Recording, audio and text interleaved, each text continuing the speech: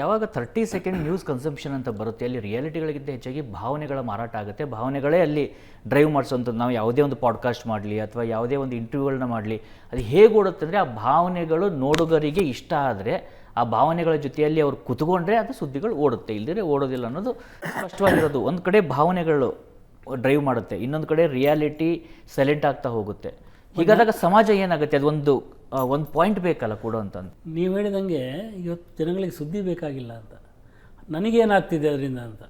ಒಂದು ಸುದ್ದಿಯಿಂದ ಈಗ for example petrol rate ಜಾಸ್ತಿ ಆಯಿತು ಅಂದರೆ ಅದು ಸುದ್ದಿ, ಅದನ್ನು ಎಲ್ಲಿ ಬಂದರೂ ನೋಡ್ತಾರೆ ಅವರು. ಇವತ್ತು ನೀವು ಸೋಷಿಯಲ್ ಮೀಡಿಯಾದಲ್ಲಿ ನೋಡಿ ನಾಳೆ ಪೇಪರಲ್ಲಿ ಬಂದರೂ ನೋಡ್ತಾರೆ ಕರೆಕ್ಟ್ ಇದೆಯಾ ಇಲ್ವೋ ಅಂತ.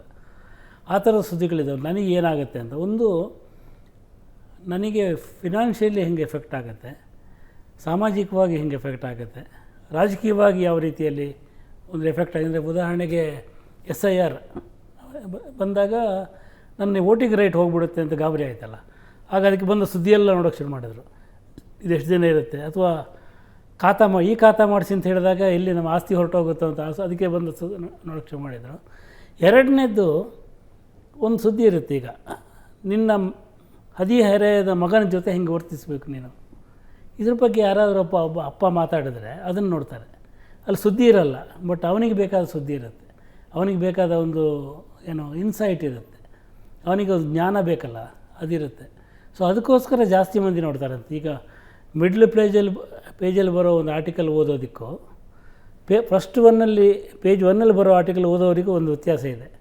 ಪೇಜ್ 1ನಲ್ಲಿ ಬರುವ ಮುಖ್ಯವಾದ ಸುದ್ದಿಗಳನ್ನು ಓದೋನೇ ಬೇರೆ, ಈ ಮಧ್ಯಪುಟದಲ್ಲಿ ಬರೋ ಸುದ್ದಿಗಳನ್ನ ಓದೋದೇ ಬೇರೆ. ನಾನು ಆನಂದಾಗ ಮನೆಗೆ ಹೋದಾಗ ನೋಡಿದ್ದೆ, ಅವರು ಪ್ರತಿ ಪತ್ರಿಕೆ ಎಡಿಟೋರಿಯಲನ್ನು ಭಾಳ ವಿಸ್ತಾರವಾಗಿ ಓದ್ತಾರೆ. ಪೇಜ್ 1 ಓದಲ್ಲ ಅವರು.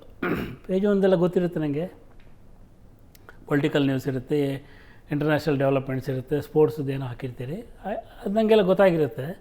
ಬಟ್ ಆ ಸುದ್ದಿಯನ್ನು ಅರ್ಥ ಮಾಡ್ಕೊಳ್ಳೋದು ಹೆಂಗೆ, ಅದರ ಹಿಂದುಗಡೆ ಏನು ಹಿಕ್ಮತುಗಳಿದೆ, ಅದು ಏನು ಮುಂದೆ ಅಂದರೆ ಒಂದು ಚೆಸ್ ಆಟ ಥರ 64 ನಡೆಗಳ ನಂತರ ಅದು ಏನಾಗಿರ್ಬೋದು ಆ ಸುದ್ದಿ, ಇದನ್ನು ನೋಡೋದಕ್ಕೆ ನಾನು ಆ ಮಧ್ಯಪುಟವನ್ನು ಓದ್ತೀನಿ. ಅಲ್ಲೊಬ್ಬ ಇನ್ಸೈಟ್ಫುಲ್ ಮೈಂಡ್ ಥಿಂಕರ್ ಇದ್ದಾನಲ್ಲಿ, ಆ ಥಿಂಕರನ್ನು ಒಬ್ಬ ಪತ್ರಿಕೆಯಲ್ಲಿ ಹುಡುಕೋರು ಭಾಳ ಮಂದಿ ಇದ್ದಾರೆ. ಹೀಗಾಗಿ ಸಮಾಜದಲ್ಲಿ ಸುದ್ದಿಯನ್ನು ಬಯಸುವವರು ಮತ್ತು ಒಬ್ಬ ಚಿಂತಕನನ್ನು ಬಯಸುವವರು ಎರಡೂ ಇರ್ತಾರೆ. ನೀವು ಗಮನಿಸಿರ್ಬೋದು, ಗಿರೀಶ್ ಕಾರ್ನಾಡ್ರ ನಾಟಕವನ್ನು ಓದಿದವರ ಸಂಖ್ಯೆ ಈ ನಾಡಲ್ಲಿ ಎಷ್ಟಿರ್ಬೋದು, ಭಾಳ ಮಿನಿಮಮ್.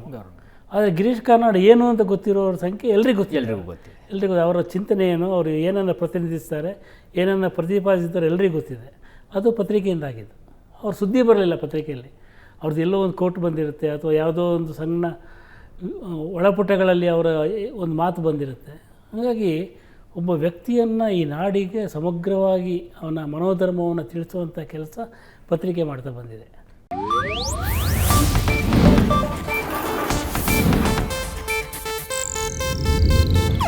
ಇದು ಏಷ್ಯಾನೆಟ್ ನ್ಯೂಸ್ ನೆಟ್ವರ್ಕ್ ಪ್ರಸ್ತುತಿ.